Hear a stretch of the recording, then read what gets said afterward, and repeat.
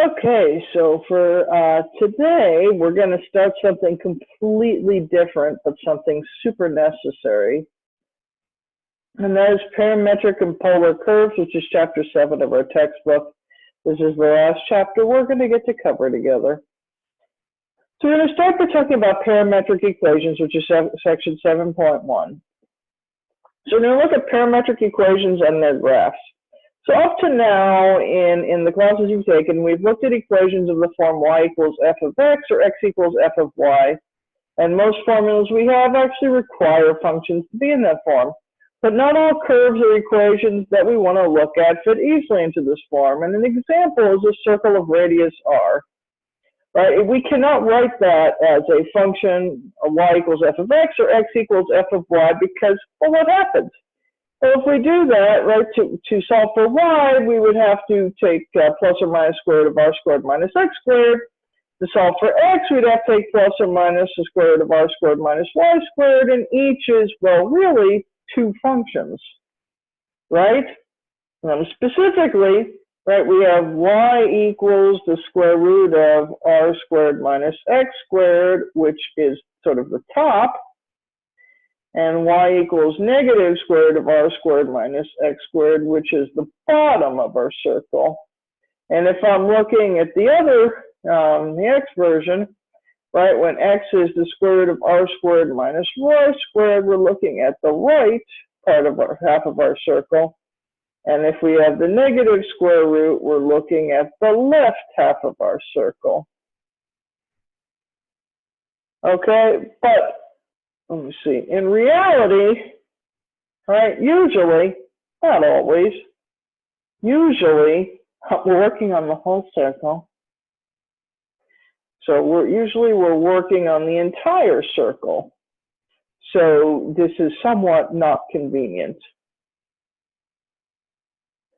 And so, but let's say we're not, right? Even if we're not,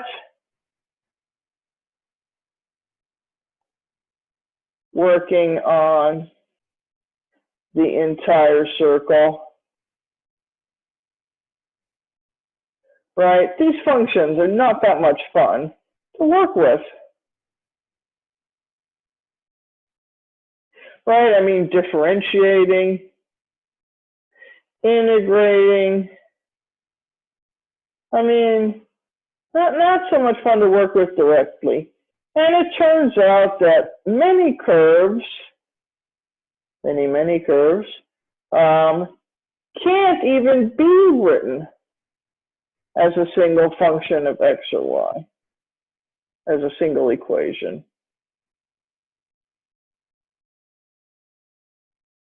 So that is a problem. What's the solution? If you didn't guess by now that the solution is parametric equations. Dun, dun. So what are we going to do? Well, we're going to define both x and y in terms of a third variable. Now, depending on the context of the problem, what that third variable is, well, that can change. For our purposes, though, we'll often use the letter t. Anyway, that third variable is called the parameter. And so as an example, we would say something like x is some function of t, and y is some other function of t, and sometimes the values of t are prescribed, so there's a restriction.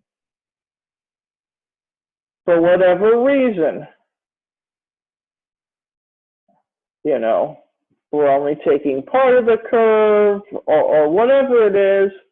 So for every value of t, right, for every value of t, we define a point on our curve, right? So x, y is specifically f of t, g of t. And then we can plot this. right, as t varies over its interval of definition, whatever that is, if there is one.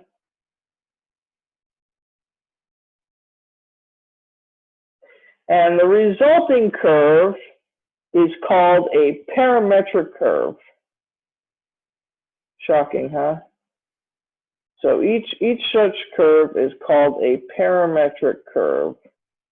So it's really, really, really important to note that parametric curves, that is so light, sorry.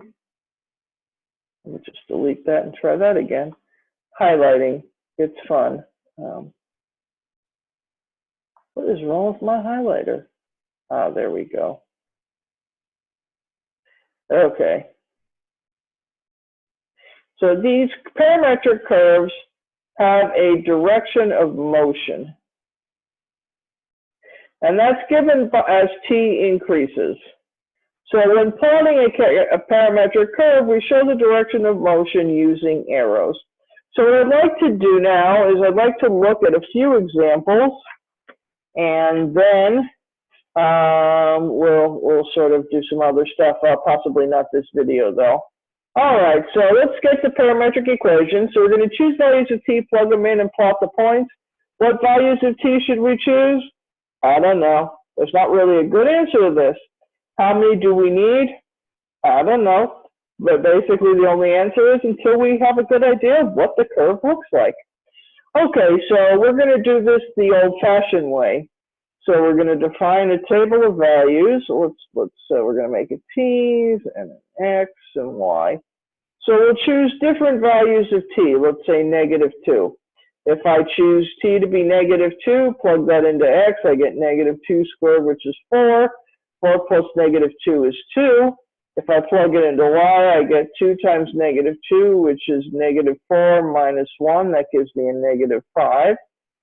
Let's say a -1, I get -1 squared, which is 1, plus a -1, so I get a 0. 2 times -1 is -2 minus 1, so I get a -3. Let's do a fraction just for fun.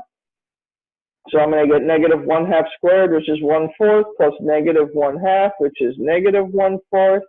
And 2 times -1/2, I'm going to go with -1. Yes, minus 1, which is -2. I always like to use 0. 0 gives me 0 when I plug it into x, and -1 when I plug it into y. Let's try some positives now. Now you can choose as few as you'd like. This is getting old fast, so I'm just gonna, well, I'll just do 1/2. When I do 1/2, I'm gonna get that squared is 1/4 plus 1/2, so that's gonna give me a 3/4. 2 times 1/2 is 1. 1 minus 1 is 0, and then I'll just try 1, and I think I have more than enough points. Okay, 1 squared plus 1 is 2. 2 times 1 is 2 minus 1 is 1. Okay, so then let's get a set of axes up. Really? Okay.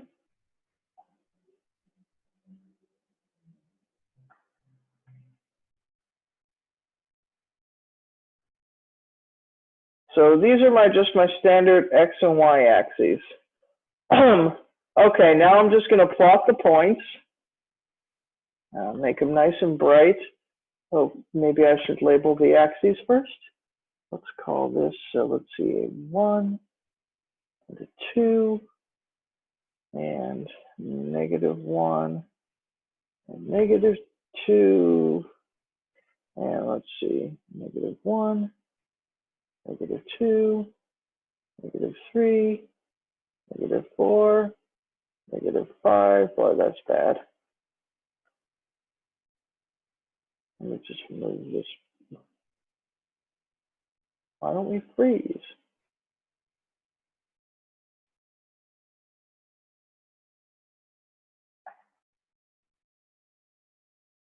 I hate when this happens, don't you?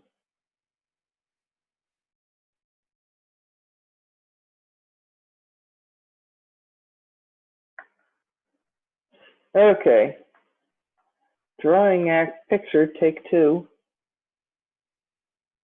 Let's see, I think the farthest we ever get is 1.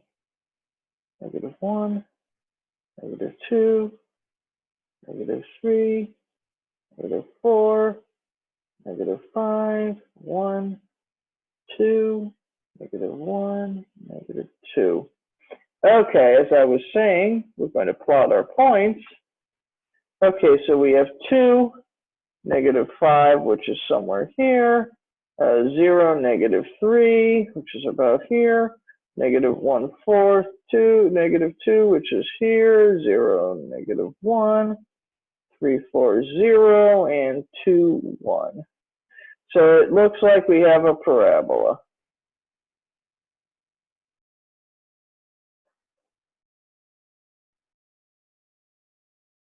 So you connect these with a smooth line, and you know my drawing ability is non-existent, but something like that. Sorry, it's not perfect. Let me try deleting it and try that again.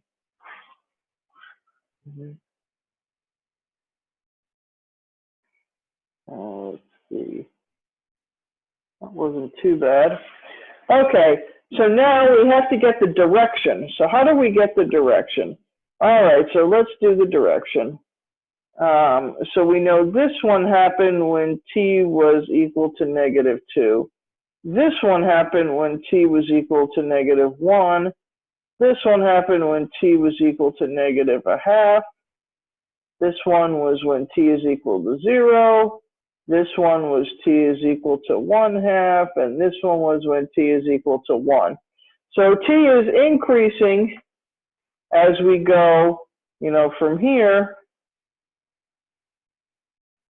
to here. Now remember that this goes off in both directions because there's no restriction on t. So hopefully this is making sense. But what if there is a restriction on t?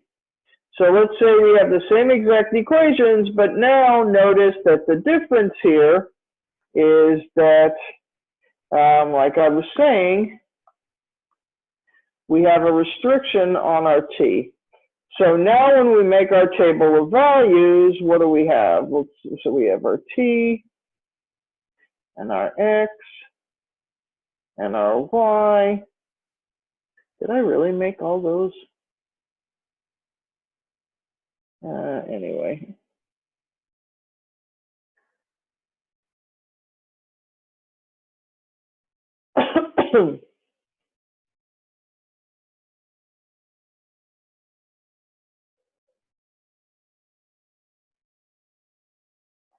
Okay, so now what are we going to do? We're just going to take the part of our table that's relevant. I'll get those colors fixed before it gets posted. All right, so we have -1, -1/2, 0, 1/2, 1. And we now know what kind of happens with those points, so we can just, 0, -3. When we have -1/2, we get -1/4, -2, 0. That is not 0, -3. Yes, it is 0, -1. 3/4.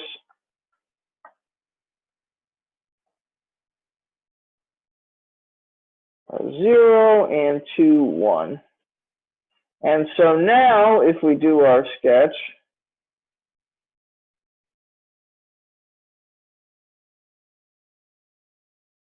tilting at windmills. Now if we do our sketch, right, what's going to happen? So this is our x, this is our y. We just need to go up to 1 and 1 and 2, -1, -2, -1, -2, -3, -4, -5. Okay, so now if we draw our graph, what's going to happen is we have 2, -5. No, we don't have 2, -5. What am I lost my mind? 0, -3, -1/4, -2, 0, -1, 3, 4, 0, 2, 1. Right, so we have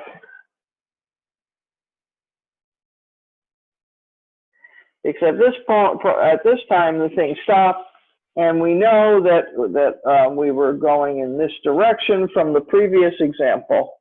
Right, so notice the difference. In the previous example, it goes forever. In this example, it stops. And so that's one way to do things. And another way to do things that can be used sometimes is eliminating the parameter. And I will actually stop and make that the next video, okay? So that's it for this one. Have a good